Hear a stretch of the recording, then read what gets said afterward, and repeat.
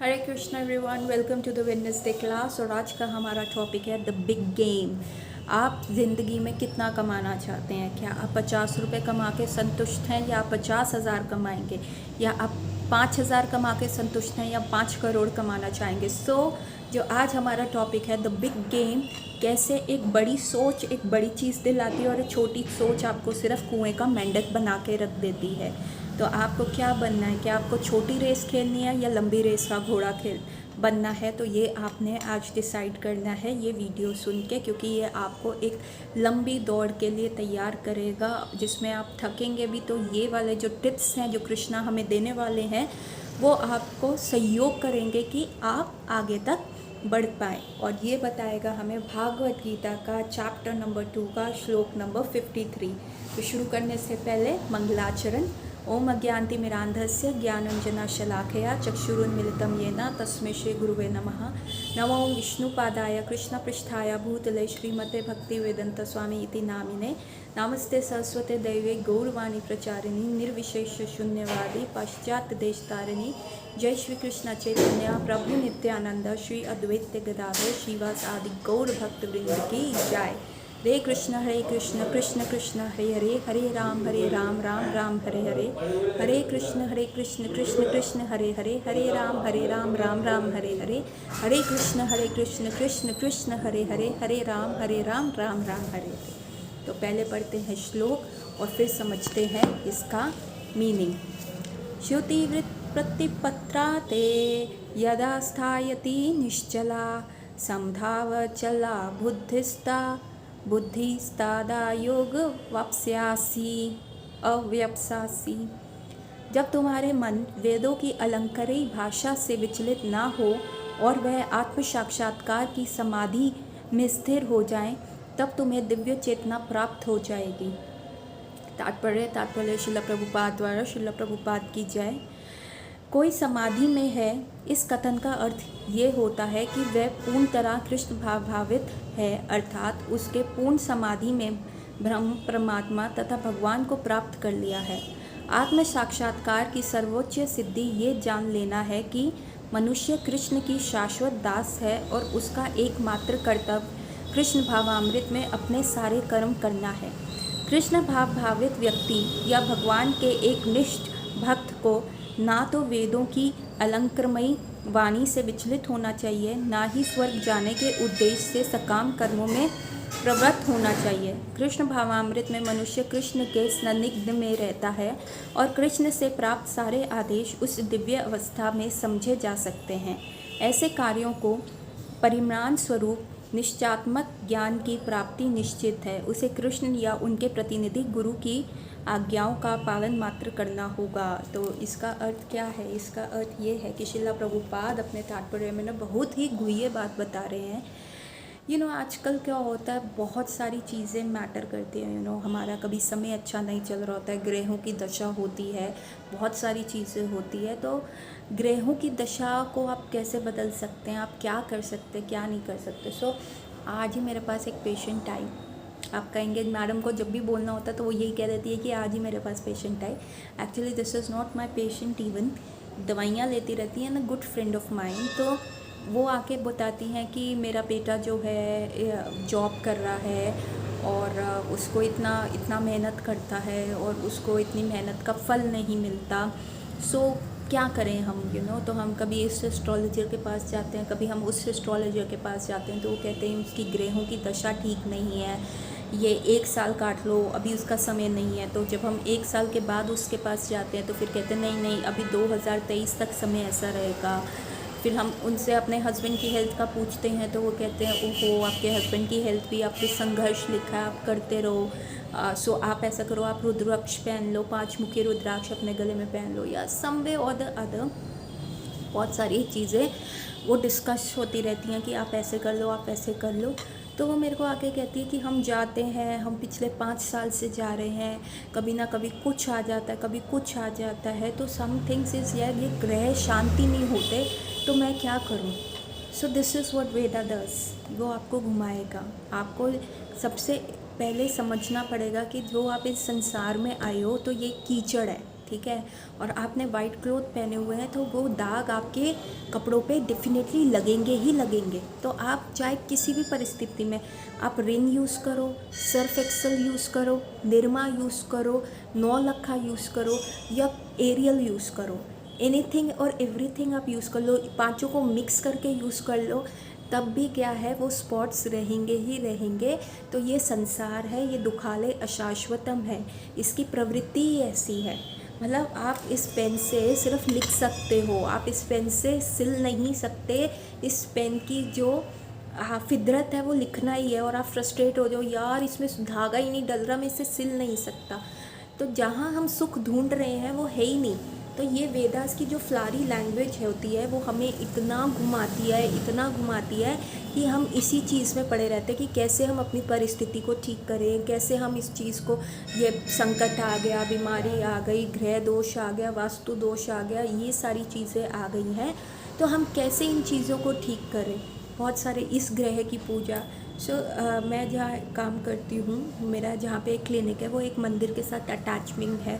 तो आप कई बार देखते होंगे कि जब मैं बोल रही होती तो पीछे से घंटी की आवाज़ आ रही होती है। तो this is my clinic is very closely attach to a very sanatan mandir. और यहाँ पे एक आंटी मेरे से आती हैं मेडिसिन लेने, और वो हर बार जो है आज उनके दामाद बीमार है तो आज वो शनि राहु के मंत्र पढ़ती हैं। तो दवाई लेने आती हैं कि डॉक्टर साहब आप मेरे को मेडिसिन दे दो कि मैं पूरा दिन जो है ना मेरे को निर्जल रहना है, कुछ खाना नहीं है, तो मेरे ना कुछ प्रॉब्लम ना हो, मेरे को बार बार जो होता है ना स्टूल के लिए जाना पड़ता है, तो मेरा वो कंट्रोल रहे, ताकि मैं वो अखंड पाठ कर सकूँ। मेरे जो सन इन लॉ है उसको कोरोना हो गया है, तो मेरे को उसके लिए उनके लिए वो पाठ करना है, वो इमरजेंसी में है। और या फिर वो ये मंत्र कराती रहेंगी। मेरी ना बेटी का अभी जो घर है ना वो बनना रुक गया है, तो हमने पंडित को दिखाया है, तो वो कह रहे हैं ये दोष है, तो उसके लिए ये पाठ करना है। अरे उसकी, मेरी बेटी का ना अभी मेडिकल क्लियर होना है, तो मैं उसके लिए इस देवी देवता को कर रही हूँ, इस ग्रहों को शांत कर रही हूँ, बृहस्पति का कर रही हूँ, ये कर रही हूँ। क्या हुआ, वो एक्चुअल में मंदिर में रहती हैं, मंदिर की मैनेजमेंट में रहती हैं, और मंदिर में ही वो घर रहती हैं, ठीक है, वो वानप्रस्थी हैं, शी इज़ अ विडो, वानप्रस्थ लाइफ जी रही हैं, लेकिन फिर भी घर से दूर रह के दिमाग में तो कॉन्शियसनेस तो उनके घर पे ही है ना, कि कैसे मेरे बच्चे सुखी रहें, क्या मैं कर सकूं उनके लिए। तो बेसिक गोल ऑफ लाइफ तो उनका ख़राब हो गया, ऑल्दो उन्होंने सब घर बार छोड़ दी। वैसे वो कहेंगी मुझे किसी से मोह नहीं है, मैंने घर छोड़ दिया, मैं अपने बेटे के साथ नहीं रहती, मैं अपनी बेटी के यहाँ नहीं जाती, मुझे अब किसी से मोह नहीं है। लेकिन ज़रा सा फ़ोन आता है तो वो यहाँ पे सब काम करने लग जाती हैं। और वैसे वो अपना क्या किस कभी मतलब हर रोज़ उनके जो हैं 9 ग्रहों में से आज शनि देव का नंबर है, आज राहु का, आज केतु का, सो मल्टीपल ऐसे ग्रह चल रहे होते हैं। तो क्या हुआ जो बेसिक गोल है, अब बाय चांस उन्होंने शरीर छोड़ दिया तो कौन आएगा हेल्प करने, कोई भी नहीं आएगा, क्या होगा। बस वो ये कहती रहती मेरे हाथ में मोक्ष लिखा, मैं इतना पूजा पाठ करती हूँ। डेफिनेटली वो करती हैं, डेफिनेटली वो हेवेंस तो जाएंगी, जिस हिसाब से वो पूजा पाठ करती हैं वो स्वर्ग तो जाएंगी, लेकिन स्वर्ग से तो फिर वापस आना पड़ेगा ना। द बेसिक डिफेक्ट क्या है कि हम जो है इस एस्ट्रोलॉजी में फंस जाते हैं, इन सारी चीज़ों में फंस जाते हैं कि हम लाइफ का बेसिक गोल भूल जाते हैं। तो basic goal is that we are not the body, हम शरीर नहीं, हम आत्मा हैं, और आत्मा की जर्नी लंबी है। शरीर की जर्नी सिर्फ स्थायी है, सिर्फ थोड़े टाइम तक है, थोड़े टाइम में ये रिश्ते नाते जो हैं वो सब छूट जाएंगे। तो वेदास जो होता है हमें कभी कभार यदि हम सही माध्यम से ना पढ़ें, गुरु के अंडर ना पढ़ें, तो क्या होता है वेदास हमें बेवकूफ़ बनाते हैं। वेदास हमें बताते हैं कि तुम ये पाठ कर लो, तुम्हारे ग्रह यहाँ पे शांत हो जाएंगे, पर वो डायरेक्टली परोक्षवाद में लिखे हुए वेदा। परोक्षवाद क्या होता है कि बिल्कुल सीधे नहीं लिखे, जलेबी की तरह लिखे हुए हैं, ताकि एक गुरु वहाँ पे बैठे और वो हमें समझाए कि देखो इसका मीनिंग एक्चुअल में ये हाथी के दांत दिखाने के कुछ और है और खाने के कुछ और है, तो एक्चुअल मीनिंग जो है वो ये है। तो आपको ये समझना है, आपने ऐसे करना है, इस कार्य को इस प्रकार से करना है। तभी गुरु साधु और शास्त्र जो होते हैं वो हमारा मार्गदर्शन करते हैं। अब क्या हुआ, जो patient come friend of mine और ये आंटी हैं, ये बेसिक गोल ऑफ लाइफ अपना भूल गई हैं, ये और वही है। अब मैं जो पेशेंट कम फ्रेंड हैं उनको मैं कम से कम नहीं तो 13-14 साल से जानती हूँ, और मैं देखती रहती हूँ आज प्रॉपर्टी बनानी है, प्रॉब्लम हो गई, ओ अब बेटी का मैथ्स अच्छा नहीं है, वो 12th में कैसे स्कोर करेगी, तब एस्ट्रोलॉजर के पास जा रहे हैं। सो और इसमें हंसने की बात नहीं है कि most of the people do that. जब तक हमें भी ज्ञान नहीं था हम भी जाते थे, हमने भी स्टोन्स पहने हुए थे, ये किया हुआ था, इस ग्रह को शांत करो, वो करो। तो जब हम सोचते हैं कि भैया ये बॉडी की जिस व्हीकल से, मतलब आपके पास आपके गार्डन में एरोप्लेन रखा हुआ है, तो आप एरोप्लेन का इस्तेमाल क्या कर रहे हो, सिर्फ हाईवे पे चला रहे हो उसको व्हीकल की तरह। लेकिन बाबा इतना फ्यूल वेस्ट करके एरोप्लेन का कार्य क्या है, उड़ने का, तो तुम उसको उड़ा क्यों नहीं रहे। तो वही वेदास कर रहे हैं, जो हमारी ह्यूमन बॉडी है वो सिर्फ इस कंफर्टेबल जोन में रहने के लिए नहीं है कि अच्छा खाना मिल जाए, अच्छा पहनने को मिल जाए, अच्छा घूमने को मिल जाए, पैसा बहुत आए, कारोबार बहुत बढ़े। नहीं, ये एक एरोप्लेन मिला है जिससे उड़ के आप बहुत आगे तक जा सकते हो। पर हम क्या है, हमारी छोटी सोच हमें सिर्फ 50 रुपये कमाने को देती है, जबकि हम 50,000 कमा सकते हैं। छोटी सोच सिर्फ 5,000 तक लेके जाती है, जबकि हम 5 करोड़ कमा सकते हैं। हमारे को इतने स्किल्स दिए हुए हैं। तो वो 5,000 और 5 करोड़ क्या है, वो है कि जब हम ये रियलाइज़ कर लेते हैं कि भाई हम ये बॉडी नहीं, सोल है, और सोल की जर्नी आगे है, और सोल को क्या है, शाश्वत जीवन मिल सकता है वैकुंठ जाके। पर हम क्या कहते हैं, नहीं हेवन ठीक है, हेवन आर लाइक 50 रुपये, आपको फिर 50 रुपये खर्च कर दिए तो वापस आना पड़ेगा। और वैकुंठ इज़ लाइक 5 करोड़, वहाँ पे थोड़ा खर्च किया, डिपॉजिट किया, और वो आपको अल्टीमेट थ्रू आउट शाश्वत जो है आपको उसका जो है बेनिफिट मिलता रहेगा। So that is the difference कि हमारी छोटी सोच हमें आगे बढ़ने नहीं देती। और वेदास की जो ये फ्लारी लैंग्वेज है जो हमें अट्रैक्ट करती है, नहीं तुम ये करोगे तो तुम्हारे इतने पैसे आ जाएंगे। लाइक वो जो मेरी फ्रेंड है वो बताती है कि उन्होंने कहा है कि ये उपाय अगर हम कर लेंगे तो 2023 हमारा बहुत अच्छा साल जाना पड़ेगा। और जो आंटी करती है, नो डाउट जो वो करती हैं उसका उनको रिज़ल्ट आता है, पर लेकिन नेक्स्ट और चीज़ खड़ी हो जाती है, फिर नेक्स्ट और चीज़ खड़ी हो जाती है। तो आपको फिर वो क्या ट्रीटमेंट भी नहीं कराए, वो रेमेडी भी ना ले। नहीं, रेमेडी लेनी अच्छी बात है, लेकिन 5 करोड़ में ऑलरेडी 5,000 रुपये आते हैं भाई। आपके पास अगर 100 का नोट है तो उसमें 10 के 10 नोट आ जाएंगे।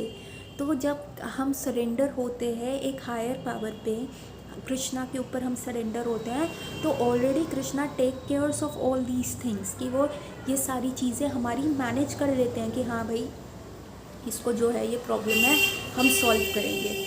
अब कृष्णा का जब जन्म हुआ था तो बहुत ही ख़राब नक्षत्र थे उस समय, परंतु जब कृष्णा का जन्म हुआ तब सारे नक्षत्र आ गए कि भाई भगवान आए हैं, चलो हम भगवान का दर्शन करने चलते हैं।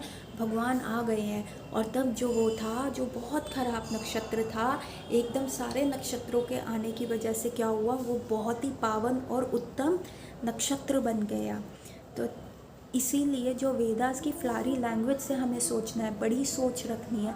हमें ये समझना है कि हमारी जो रियल आइडेंटिटी है वो सिर्फ डॉक्टर की नहीं है। हमारी रियल आइडेंटिटी किसी का हस्बैंड, किसी की वाइफ, किसी का फादर, किसी की मदर, या किसी का बेटा, किसी की बेटी बनके, एक एम्प्लॉय बनके, या एक बॉस बनके नहीं है। वो सिर्फ एक टेम्परेरी बॉडी की आइडेंटिटी है, और अगर हम उसी में घूमते रहे तो कुछ नहीं होगा। अगर हम लंबी रेस खेलेंगे जिसमें मैं 5 करोड़ कमा सकती हूँ, तो उसमें मेरा मल्टीपल 5,000 रुपये आ जाएंगे।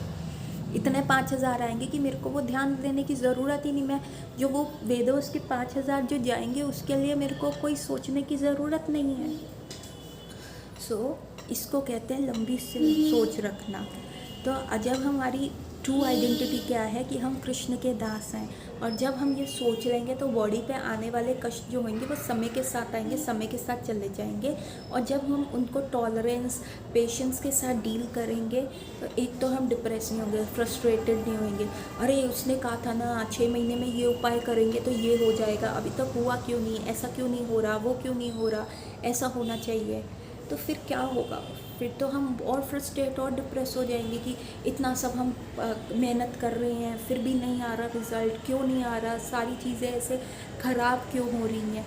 तो इसीलिए जब हम ये सोचेंगे कि नहीं, हम जो है एक टेम्परेरी चीज़ के लिए नहीं, हम कृष्ण के लिए, हम बड़ी गेम, बिग गेम खेल रहे हैं यहाँ पे, हम कृष्ण की तरफ आई कर रहे हैं, तो we will wait, we will have our patience, we will be in guard कि हमें ऐसे चलना है।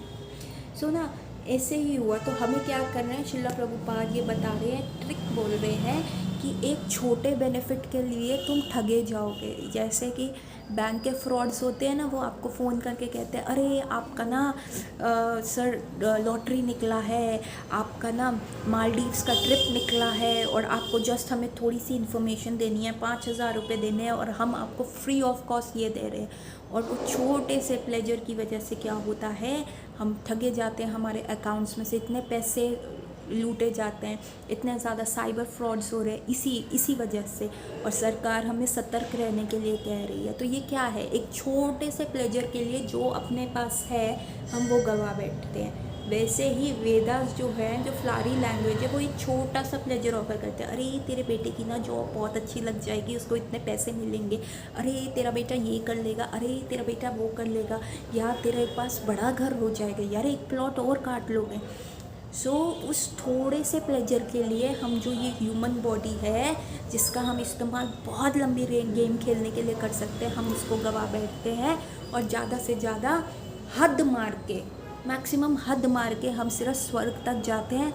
और स्वर्ग में जैसे ही पैसे ख़त्म, वो प्रॉफिट ख़त्म, अच्छे कर्मों का लात मार के बाहर निकाल देते, फिर यहीं आना पड़ता है, फिर वही स्ट्रगल, फिर वही गेम, फिर वही सरदर्दी शुरू। लेकिन यदि हम एक लंबी रेस खेल जाएं, हम ऐसे ट्रांजैक्ट कर जाएं, हम सीधा वैकुंठ पहुंच जाएं, तो वैकुंठ से हमारा जो एक प्लॉट परमानेंट कटेगा, तो वहाँ पे कोई हमें बाहर नहीं निकाल सकता, कोई हमें लात नहीं मार के बाहर निकाल सकता। और वहाँ भगवान कृष्ण हमें पास में रखेंगे, हम उनके फ्रेंड बनेंगे, हम उनके साथ खेलेंगे कूदेंगे। मतलब it's like a complete total enjoyment without considering कि मेरे को ये बिल पे करना है, मुझे यहाँ पैसा चाहिए, मुझे वो पैसा चाहिए। नो, आप सीधा निकल गए तो निकल ही जाओगे। सो ये चीज़ हमें समझनी पड़ेगी कि कैसे हमें इस फ्रॉड से बचना है। वेदास का जो फ्रॉड है, हमें उससे बहुत सतर्कता से बचना है, क्योंकि वेदास हमारे साथ फ्रॉड कर रहे हैं। और वेदास ना ही फ्रॉड कर रहे हैं, एक्चुअली वेदास का पर्पस है कि हम गलत तरीके से पैसा ना कमाएं, तो थोड़ा हम स्पिरिचुअल लाइन में आ जाए। लेकिन बेसिक पर्पस ऑफ वेदास जो वो परोक्षवाद में लिखे हुए हैं, टेढ़े मेढ़े लिखे गए हैं, उसको एक सद्गुरु समझा सकते हैं। ऐसे ही हुआ जब उद्धव जो थे, वो इतने बड़े पंडित थे, बृहस्पति के शिष्य थे उद्धव, जो कृष्ण के कज़न थे। और उद्धव इतना ज्ञानी थे, इतना उनको आता था, और कृष्ण के लिए बिल्कुल सरेंडर थे। तो एक दिन कृष्ण कहते हैं, उद्धव आओ, तुम जाओ और तुम जाके ना मेरे गोकुल में मैसेज ले जाओ, मेरे फादर को बोलना और मेरे गोपियों को बोलना कि ये मैसेज देना कि कृष्णा उनसे मिलने क्यों नहीं आ रहा। तो उद्धव कहते हैं ऑफ कोर्स मैं, वो कहते हैं कि मेरे फादर मदर बहुत रो रहे हैं, यशोदा मैया नंद बाबा बहुत रोते हैं मेरे विरह में, और सेम वे जो गोपियाँ हैं वो भी बहुत रो रही हैं। तो उद्धव को समझ नहीं आता कि क्यों रो रहे हैं, हम शरीर नहीं, हम आत्मा है, वेदास पढ़े हुए हैं, तो हाँ ये सब करने की क्या ज़रूरत है। This is just show off. ऐसे अटैचमेंट्स थोड़ा ना रखनी चाहिए, ज्ञान लाना चाहिए, ज्ञान से आंखें खोलनी चाहिए, और ये जो फॉल्स बॉडीली कंसेप्ट की अटैचमेंट से इनको दूर करना चाहिए। तो कृष्ण समझ गए कि उद्धव ने ज्ञान तो ले लिया है, लेकिन ये सिर्फ अभी 5,000 तक गया है, इसको 5 करोड़ कैसे कराना है, इसको लव यूनिवर्सिटी ऑफ वृंदावन भेजना पड़ेगा under the guidance of gopis. तो उद्धव जी जाते हैं, पहले ढूंढते हुए वृंदावन पहुंचते हैं। तो वहाँ पे वो पूछते हैं कि भाई यहाँ नंद बाबा और यशोदा मैया का घर कौन सा है। तो वो कह रहे हैं कि ये जो तुम 2 नदियाँ देख रहे हो ना, इसको फॉलो कर लो और तुम नंद और यशोदा के घर पहुँच जाओगे। तो उद्धव कहते हैं ये नदियाँ, अच्छा ठीक है। कहते हैं उद्धव जी कहते हैं चलो प्यास लग रही है तो पानी पीने लगते हैं। तो वो पानी खा रहा होता है, वो कहते हैं अरे ये तो बिल्कुल समुद्र के पानी की तरह खा रहा है, ये क्या है। तो कहते हैं हाँ, तो ये जो नदी है ये नंद बाबा और यशोदा मैया के आंसुओं से बनी हुई है, जो वो बहा रहे हैं जब से लाला यहाँ से गया है, ऐसे लंबे लंबे उनके आंसू आते हैं, इतना विरह वो कर रहे हैं। तो तब कहते हैं रे रे रे, इनको ज्ञान देना पड़ेगा, भगवान के फादर मदर होके हुए भी ये ऐसे बिहेव कर रहे हैं, ना ना ना, ये इनको शोभा नहीं देता। तो उद्धव जाते हैं नंद बाबा के पास जाते हैं। अब उस समय तो मैया अंदर थी, खाना बना रही थी कि उद्धव आए हैं। तो नंद बाबा को समझाते हैं कि देखो तुम्हारा पुत्र जो है वो कह रहा है कि वो वापस आएगा, परंतु आप देखो ना वो वहाँ का राजा है, राजा के कितने नियम होते हैं, और तो और वो भगवान है, वो भगवान है, तो वो कहाँ तुम्हारे पास आएगा। तुम ये सोचो ना भगवान के कितने कर्तव्य हैं, तो तुम भगवान में अपना मन लगाओ, उस भगवान में लगाओ। ऐसे ये वर्ल्डली, ये जो भौतिक अटैचमेंट्स है, मटेरियल अटैचमेंट्स है, ये मत रखो। और नंद बाबा कहते हैं उद्धव तुम कहाँ के ज्ञानी हो, तुम क्या चीज़ हो, अरे हम तो भगवान के प्रति हम तो उसको अपना लल्ला समझते थे, हमारा छोटा सा बालक था और हमने उसको खो दिया, और तुम कह रहे हो कि वो तो भगवान थे और भगवान हमारे यहाँ जन्मे, तो तुम तो हमारे घाव पे मिर्च लगाने लग गए हो। योगी महात्मा इतनी तपस्या करके भगवान को पाते हैं, हम तो अभी तक यही सोच रहे थे कि वो हमारा लाला है, चला गया, हमारा बेटा चला गया, उसके लिए रो रहे हैं, हमारा नुकसान हो गया। अब तो तुम कह रहे हो कि भगवान तुम्हारे घर जन्मे थे और तुमने भगवान को खो दिया, और योगी महात्मा तपस्या करके भगवान को करते हैं, तो तुमने तो हमारे जख्मों पे और नमक लगा दिया। अरे तुम कहाँ के ज्ञानी हो उद्धव, कहाँ के ज्ञानी हो। और ऐसे कर कर के नंद बाबा रोने लग गए। कहते तुमने मेरे सामने बोल दिया ये बात, मेरी बीवी के सामने मत बोलना, वो चाहे कहाँ का भी भगवान है तो हमारा लल्ला, हमें पता है वो झूठ बोलता था, हमने उसको चलना सिखाया, वो माटी खाता था, हमने उसे सही गलत बताया, और अब वो भगवान अब तुम कह रहे हो कि हम उसे भगवान की तरह पूजें, हमारा जो इतना इंटीमेट रिलेशनशिप है उसको छोड़ दें। और तुम कह रहे हो कि जो हम सोचते थे कि वो हमारा लल्ला है और हमारा इंटीमेट रिलेशन उसके साथ है, मतलब तुम तो ये कह रहे हो कि हमें लग रहा था हमने 10 रुपये खो दिए, और अब तुम हमको कह रहे हो वो 10 रुपये नहीं थे, 10 करोड़ थे। तो उद्धव इतना ज्ञान मत करो, तुम तो बहुत ही ख़राब हो, मेरे सामने बोल दिया, मैया के सामने मत बोलना, खाना खाओ, खाना परोसते हैं और तुम यहाँ से जाओ। तो उद्धव वॉज वेरी शॉक, और वहाँ पे मैया ने भी सुन लिया था, तो उनके हाथ से बर्तन गिर गए और वो और रोने लग गए। सो उद्धव ने कहा भैया ये तो बहुत कॉम्प्लिकेटेड हो गया। तो अब वो गए। अब कृष्ण ने जो मैसेज दिया था मैया के लिए, बाबा के लिए दिया था, गोपियों के लिए दिया था, लेकिन ग्वाल बालों के लिए तो नहीं दिया था, और अपने पशुओं के लिए नहीं दिया था। तो सुखदेव गोस्वामी श्रीमद् भागवतम में समझाते हैं, उनकी जो सनातन गोस्वामी की सारार्थ दर्शनी है वो समझाती है इसकी टीका को, कि जो पशु थे उनको लगता था, उनको तो भगवान की कृष्ण की बांसुरी सुनाई देती रहती थी, पर क्योंकि वृंदावन में 12 वन थे तो उनको लगता था कृष्ण आज दूसरे वन में गोचरण करने गए हैं तो कल हमें दिख जाएंगे। अरे कृष्ण आज जिस वन में मैं आया हूँ वो आज उस वन में गोचरण नहीं, दूसरे में गए हैं तो दिख जाएंगे। और वो किसी भी ग्वाल बाल को पीताम्बर वस्त्र और मोर मुकुट धारण करे देखते थे तो उनको लगता था ये देखो ये रहे कृष्ण, वही मुरली बजा रहे हैं। तो ये हाल था वहाँ के सारे पशुओं के लिए, तो इसलिए उनको भी मैसेज नहीं दिया, नहीं तो वो दूध नहीं देंगे तो वो गांव चलेगा कैसे, क्योंकि वृंदावन मतलब गोधन है सारा उनके पास। और ग्वाल बालों को मैसेज देने के लिए इसने नहीं कहा, क्योंकि ग्वाल बालों को लगता ही नहीं था कृष्ण वहाँ से चले गए हैं, वो तो हेलुसिनेट करते थे भगवान को, उनको तो भगवान दिखते रहते थे, अरे ये रहा लाला, अरे वो पेड़ पे चल रहा है, अरे खा रहा है, वो देखो हमें बचा रहा है। तो जो ग्वाल बाल थे वो उनके सामने तो भगवान जैसे उनके जैसे स्वप्न की तरह उनके सामने रहते थे। तो इसलिए कृष्ण ने उद्धव को कहा कि उनका स्वप्न जो है, उनका जो ये भुलेखा है उसको नहीं तोड़ना, जैसे उनको लग रहा है करने दो। और वहाँ पे जो गोपियाँ थी वो तो रो रो के उनका बुरा हाल था।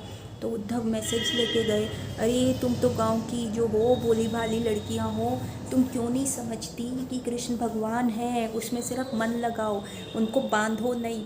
तो गोपियां कहती अरे उद्धव तुम्हारे पास होंगे 10-12 10-12 मन होंगे शहर वालों के पास, हमारा तो एक ही मन था, वो कृष्ण को ले गया। और अब तुम हमें यहाँ पे योगा सिखाने आए हो। अरे हम तो चाहते हैं ये कृष्ण हमारे दिमाग से भूले, हम इसको याद ही नहीं करना चाहते, क्योंकि हम इसको याद करते हैं तो हमें इतना दुख लगता है, हम इतने ज़्यादा जो है प्रॉब्लम में आ जाते हैं। हम घर का काम नहीं कर पा रहे, सास से गालियाँ सुनते हैं, ननद के ताने सुनते हैं, हस्बैंड और बच्चों के साथ हम अच्छा व्यवहार नहीं कर पाते। हम तो चाहते हैं कृष्ण को भूलें, लेकिन ये काला है जो हमारे दिमाग में है। और तुम कह रही हो कि आंखें बंद करो, योगा करो, तो तुमको प्राणायाम करो तो तुम कृष्ण को भगवान के रूप में देखोगे तो वो होएगा।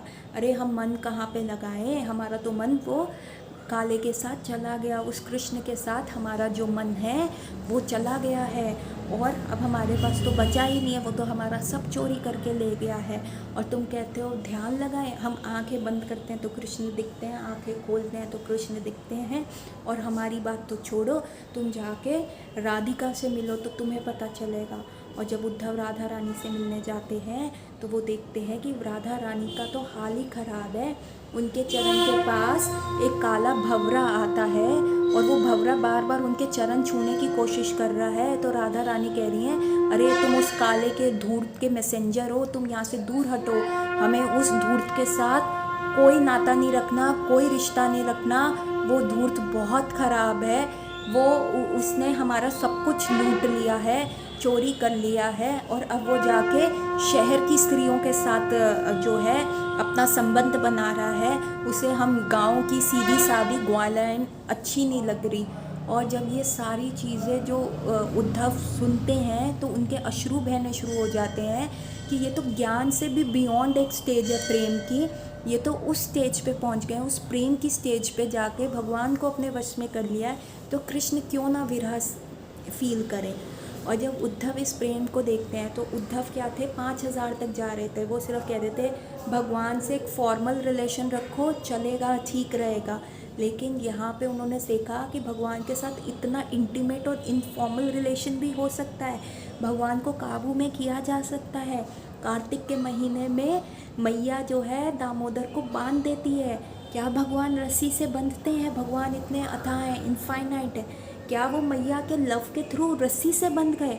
और वहाँ तो जो राधा रानी है, एक बार कृष्ण लेट आते हैं तो वो भी अपनी गोल्डन कलर की बेल्ट से कृष्ण को बांध देती हैं कि तुम झूठे हो, तुम ऐसे देर से आते हो, तुम पंक्चुअल नहीं हो। तो क्या भगवान बन सकते हैं? तो जब वो देखते हैं कि मैं तो सिर्फ 5000 पे अटका था, ये लोग तो अथाह कुबेर का खजाने से भी ज़्यादा प्रेम करके बैठे हैं, तो उद्धव की आंखों से आंसू झड़ने शुरू हो जाते हैं। और वहाँ पे एक रसखान कहते हैं, उद्धव शुद्धो हो गयो, सुन गोपियों के बोल। उद्धव जो था वो शुद्ध हो गया गोपियों के बोल सुन के, ज्ञान की बजी डुबडुबी और प्रेम के बजे ढोल। मतलब वहाँ ज्ञान की डुबडुबी बज रही थी, मतलब उद्धव बजा रहा था एक छोटा सा झंझना, और वहाँ पे गोपियों ने दे धड़ाधड़ ढोल बजा दिए प्रेम के, तो उद्धव की ज्ञान की डुबडुबी जो थी वो हल्की पड़ गई। तो उद्धव इतना वो हो गया, उसको इतना हायर क्वालिफिकेशन मिल गया कि मैं तो सिर्फ जो कर रहा था, मैं तो ग्रेजुएट होके अपने आप को 30 मार खान समझ रहा था, ये तो ट्रिपल PhD करके बैठी हैं प्रेम में, तो मैं तो इनके सामने कुछ भी नहीं हूँ। और उद्धव इतने ज़्यादा भाव में चले गए कि उन्होंने कहा कि कृष्ण मेरा सिर्फ ये है, मुझे अगला जन्म होए तो मैं कुछ नहीं बनना चाहता, मैं ये ब्रज की जो है जो ग्रास बनना चाहता हूँ, मैं ब्रज की जो है घास बनना चाहता हूँ, ताकि ये गोपियाँ जो मेरे ऊपर चल के जाएँ और इनकी जो चरणों की धूल है मेरे सिर पे आए। गोवर्धन की परिक्रमा जब समाप्त होने वाली होती है तो वहाँ पे उद्धव कुंड है, और वहाँ पे उद्धव जो है ब्रज की लताओं और पताओं के रूप में विराजमान है उनका विग्रह, और वो भगवान के जुगल किशोर रूप को वहाँ पे देखते हैं कि कैसे भगवान का जुगल किशोर रूप वहाँ पे विराजमान है। तो अब आपने सोचना है कि आपको क्या चाहिए। जैसे कि कह रहे थे, जैसे कि गालिब का एक शेर भी है, वो कहते हैं सबको पता है जन्नत की हकीकत क्या है, सबको पता है कि जन्नत की हकीकत क्या है, पर दिल को खुश करने के लिए गालिब ये ख्याल अच्छा है। तो हमें सबको पता है कि हेवेंस जाके वापस आना पड़ेगा। जो हम छोटी छोटी चीज़ों के पीछे भाग रहे हैं, हमें फिर से बहुत मेहनत करनी पड़ेगी उन सारी चीज़ों को पाने के लिए। लेकिन जस्ट हम अपने आप को एक पैटिंग दे रहे हैं, नहीं नहीं, all is well, but in this world never everything is well. ये वैकुंठ नहीं है, यहाँ पे कुंठा रहेगा ही रहेगा। तो अब आज आपको डिसाइड करना है आपने क्या करना है। 5,000 वाली सोच रखनी है या 5 करोड़ वाली सोच रखनी है, ये डिसीज़न आपका है। छोटी रेस खेलनी है, बड़ी रेस खेलनी है, क्योंकि आज ये ट्रुथ सामने आ गया है। वेदों को समझने के लिए हमें एक सच्चे गुरु की ज़रूरत है, और हम तभी उस तरफ ध्यान दे पाएंगे, तभी हम भगवान के प्रति ध्यान दे पाएंगे, तभी हमारा ये डिप्रेशन, फ्रस्ट्रेशन, इरिटेशन और ये सारी चीज़ें कम हो जाएंगी जब हम जब हम एक्चुअल रियलिटी से समझेंगे, वेदों का परोक्षवाद समझेंगे, वेदांत समझेंगे कि वेदांत किसकी तरफ पॉइंट करता है अल्टीमेटली। तो तब हम ये सारी चीज़ें समझेंगे। अदरवाइज़ हम सिर्फ बीटिंग अराउंड द बुश करेंगे, राउंड एंड राउंड घूमते ही रहेंगे। तो वो कहते हैं ना, row row row your boat gently down the stream. ठीक है, आप अपनी जो बोट है इस जीवन की पतवार धीरे धीरे चला रहे हो। Merrily merrily merrily life is just a dream. तो ये जो वेद है हमें यही कहते हैं कि बस खुश रहो और कुछ नहीं रखा। ये जीवन तो एक ड्रीम है, उसको अच्छा सपना देख लो। लेकिन वेदास छुपाते क्या हैं? If you see a crocodile don't forget to scream. कि आगे पहले तो कह रहे नहीं लाइफ बहुत मैरी है, हैप्पी रहने के लिए है, लेकिन आगे छुप कैसे लिख देते हैं कि भाई एक क्रोकोडाइल भी है, तो चीखना सीखो, रोना सीखो, भगवान को पुकारना सीखो। पीछे अभी मैं एक मूवी की स्टोरी पढ़ रही थी। उसमें क्या होता है कि एक व्यक्ति अपनी मर्सिडीज़ कार में जा रहा होता है, बहुत ही महंगी कार थी उसकी, और वो एक हाईवे पे जा रहा होता। तो ये ट्रू लाइफ इवेंट पे बेस्ड है। तो वो जा रहा होता है, और तभी एक आगे की जो कार होती है वो बहुत धीरे से चल रही होती है, और वो ड्राइवर उसको ओवरटेक नहीं करने देता। वो मस्ती कर रहा होता है, कभी इधर कभी उधर, और फाइनली जो मर्सिडीज़ वाला ड्राइवर है उसे ओवरटेक करके आगे निकल जाता है। और फिर मर्सिडीज़ वाला ड्राइवर उसको गालियां देता है, फिंगर दिखाता है और चला जाता है। लेकिन आगे बहुत आगे जाके दुर्भाग्यवश क्या होता है, उसकी गाड़ी जो है ख़राब हो जाती है, उसको टायर चेंज करना पड़ता है, पंक्चर हो जाती है। तो वो फ़ोन भी करता है, क्योंकि ये जगह शहर से बहुत दूर होती है, एक हाईवे होता है और वो सुनसान होता है। तो वहाँ पे उन लोगों को आने में अभी घंटा लगता है। तो ये ड्राइवर क्या करता है, उसको लेट हो रहा होता है तो वो खुद ही वो टायर चेंज करने लगता है, और उतने में वो पुराना व्यक्ति जिसको वो गालियाँ देते हुए आ रहा था वो सामने आ जाता है। और वो व्यक्ति आता है, और ये ड्राइवर डर के अंदर बैठ जाता है मर्सिडीज़ वाला, और वो ड्राइवर आके कहता है खोल, तू बाहर आ, मैं तेरे को बताऊंगा। और वो ड्राइवर कहता है अच्छा मुझे माफ़ कर दो, मेरे से गलती हो गई, तुम जाओ।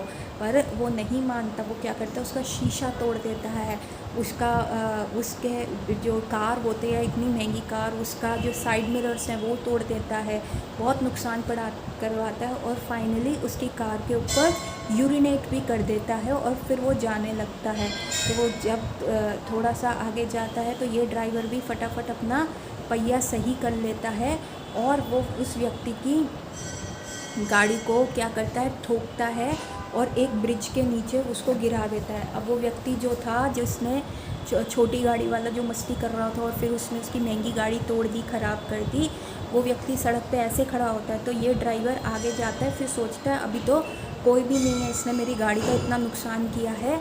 तो वो व्यक्ति क्या करता है, उसको उस गाड़ी से कुचलने की कोशिश करता है, अपनी मर्सिडीज़ से। लेकिन वो ड्राइवर बच जाता है, और जिस खाई में पहले व्यक्ति की गाड़ी गिरी होती है तो उस खाई में मर्सिडीज़ भी गिर जाती है, क्योंकि गुस्सा था, कि फ्रस्ट्रेशन था, इसने कैसे कर दिया, मेरी गाड़ी, इतनी महंगी गाड़ी। और फाइनली फिर वो दोनों झगड़ा करने लग जाते हैं। और वो क्या करता है, जो मस्तीखोर वाला ड्राइवर होता है वो उसको, जो मर्सिडीज़ वाले ड्राइवर को एक सीट बेल्ट से उसको टांग देता है, और उसका गला घोटने लगता है, और अपनी शर्ट में आग लगा के उसका फ्यूल टैंक खोल के, मतलब शर्ट थोड़ी फाड़ के उसका फ्यूल टैंक खोल के उसमें शर्ट डाल देता है, और बाहर निकलने लगता है तो मर्सिडीज़ वाला ड्राइवर जो कि सीट बेल्ट में अटका होता है वो उस ड्राइवर का भी पैर ज़बरदस्ती पकड़ लेता है। वो ड्राइवर जो मस्तीखोर वाला होता है वो निकलने की बहुत कोशिश करता है लेकिन वो नहीं निकल पाते और उन्हीं गाड़ियों में ब्लास्ट हो जाता है और वो दोनों वहीं पे जल के मर जाते हैं।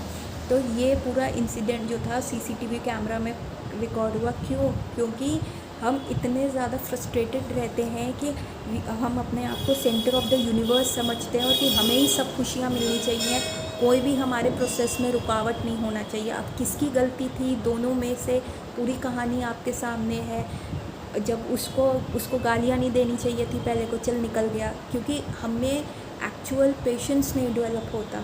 जब हम भगवान के एकदम शेल्टर में जाते हैं तब हम इन सारी चीज़ों को इग्नोर करते रहते हैं और इस वजह से क्या हुआ, हम साधु नहीं बन पाते। हम इन्हीं चीज़ों में फंसे रहते हैं, वेद पाठा ज्ञान। अब और जो वेद का ज्ञान है उससे भी हम क्या करते हैं, अपना ईगो बढ़ाते रहते हैं कि नहीं ऐसा ही होना चाहिए, वैसा ही होना चाहिए। हम बहुत ज़्यादा ऑब्स्टिनेट हो जाते हैं चीज़ों को लेके। तो ये एक्चुअल जो है वेदों का पर्पस नहीं है। जो वेद हमें अगर सक्सेस भी दिलाते हैं तो वो हमारे में ईगो, फ्रस्ट्रेशन, एंगर कि देखो मुझे तो मिल गया, हमारे ईगो को और पैट करते रहते हैं और वो बढ़ता रहता है और इसी वजह से रोड रेजेस के केसेस और ऐसे बढ़ जाते हैं। वेदास हमें ये डिल्यूजन में डालते हैं कि हम ही सेंटर ऑफ यूनिवर्स है और ये पूरी प्रकृति जो है हमारे इंजॉयमेंट के लिए बनी है, जबकि हमारी एक्चुअल रियलिटी है कि हम नौकर हैं भगवान के लिए, are the servant of Krishna, और हमें उनको सर्व करना है। पर वेदास की जो फ्लारी लैंग्वेज होती है हमें थ्रोन पे बिठा देती है, सिंहासन पे बिठा देती है और पैट करती है कि नहीं नहीं भाई तुम ही हो, तुम ही हो और तुमको सभी इंजॉय करना है। तो अब आपने देखना है कि आपने क्या चूज़ करना है, 5,000 की सोच रखनी है या 5 करोड़ लेने हैं, क्योंकि 5 करोड़ में बहुत सारे 5,000 हैं। So with this take home message I will like to end my class. यदि कोई प्रश्न हो तो अवश्य चैट बॉक्स में कीजिएगा, जितनी मेरी बुद्धि है उस हिसाब से उत्तर देने का प्रयास करेंगे, नहीं आएगा तो रेफ़र कर देंगे। अब डॉक्टर्स है, वी डू रेफ़र समटाइम्स जब हमें नई केस समझ आता। So with this 3 times Hare Krishna बोल के we will end our class है। Hare Krishna Krishna Krishna Hare Hare, Hare Rama Ram Ram Hare Hare, Hare Krishna Krishna Krishna Hare Hare, Hare Rama Ram Ram Hare Hare, Hare Krishna Krishna Krishna Hare Hare, Hare Rama Ram Ram Hare Hare. Hare Krishna everyone, see you in the next class next Wednesday with new revelations.